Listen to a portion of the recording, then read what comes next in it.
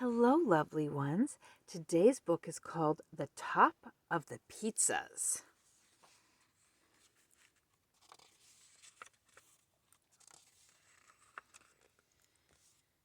Not too long ago, in a place not too far away, there lived a good person who was as ugly as an ogre, and for that he was called Ogre.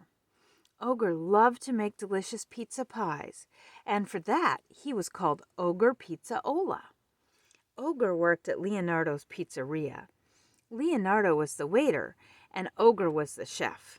Leonardo knew Ogre to be a harmless and gentle soul, but because Ogre was so ugly, Leonardo kept him a secret. Poor Ogre had to make his pizzas in the rear of the kitchen, where none of the customers were allowed. Leonardo thought if people knew about Ogre, they wouldn't buy his pizzas or allow their children in the pizzeria. When customers asked Leonardo, "Who is making these delicious pizzas?" he would lie or change the subject. Leonardo kept his secret well. Ogre made his pizzas just right.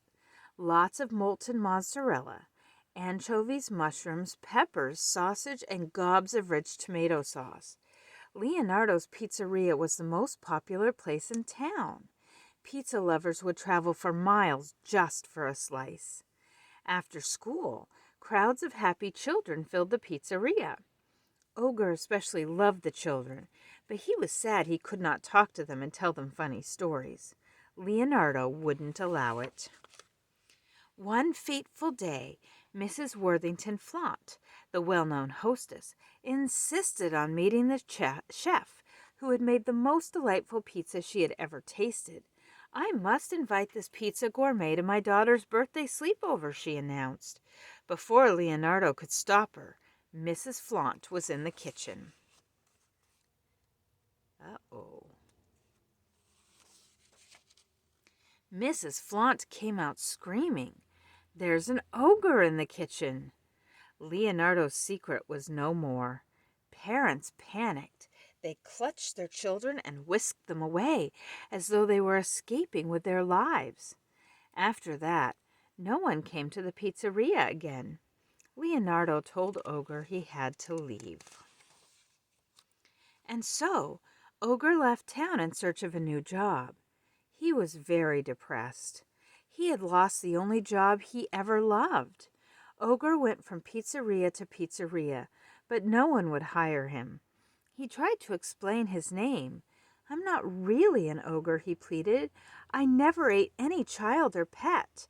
But no one would listen. Instead, they locked up their children and pets and hid in their homes. Ogre thought of changing his name, but that didn't matter. He still looked like an ogre. Ogre was alone and hungry. He thought of what it was like to be a real ogre. He might as well be one. Everyone believed he ate children and pets. But Ogre Pizzaola was a good person. He couldn't do that. If he could only get a job. Any job. One day in Big City, Ogre saw a sign on an old skyscraper. It read, "Wanted. One harmless, terrible-looking person for hire. Inquire with superintendent." Ogre couldn't believe his eyes. At last, a chance for a job.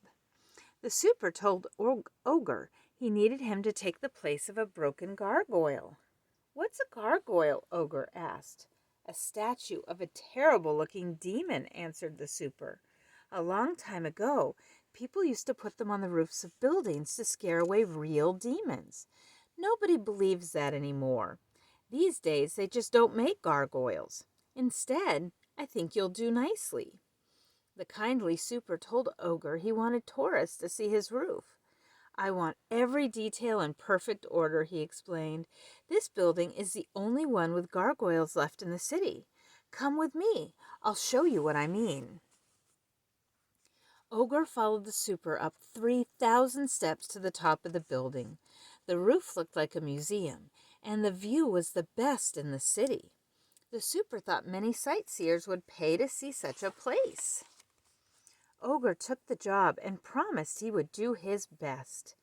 It wasn't much of a job pretending to be a stone gargoyle. Poor Ogre sat on the ledge in all kinds of weather. He wondered if he would ever be a pizza chef again. The super waited weeks for tourists to arrive. Only one exhausted family came. They complained about being too hungry and thirsty for sightseeing and left. The super was upset. He didn't have any food or drink to sell. The super knew nothing about the food business, but Ogre Pizzaola did. Ogre asked the super if he could make pizzas for the tourists. A pizzeria on the roof, thought the super. I love it, he exclaimed. We'll call it the Top of the Pizzas. What an attraction, a living gargoyle who makes pizzas. Of course, Ogre didn't want to be an attraction. He wanted to be known and liked as a person, but Ogre was a pizza chef again, and for that he was grateful. It was opening day, and Ogre was nervous. He remembered the time when Mrs. Flaunt came into his kitchen. This time Ogre was not hidden, but in the open where everyone could see him. The first group to visit the Top of the Pizzas was a class of children and their teacher, Mrs. Crumpt. Miss Crump took one look at Ogre and saw his horns, his pointed ears, warts on his large nose, and fainted. The children looked at Ogre and saw something else. They saw kindness in his eyes, warmth in his smile, and heard his shy, gentle voice. The children were not afraid. They liked Ogre. When Miss Crump was revived, she saw her class was safe. The children explained Ogre was harmless. Ogre's kind and gentle manner put Miss Crump at ease. Then the children gave her a slice of pizza. Well, she never tasted anything so delicious. The class learned a lot this trip. They saw the city and enjoyed Ogre's pizzas and funny stories. Soon after, the word spread about Ogre Pizzaola, and more curious tourists visited the Top of the Pizzas. No one seemed to mind Ogre's looks. As a matter of fact, everyone thought he blended beautifully with the scene.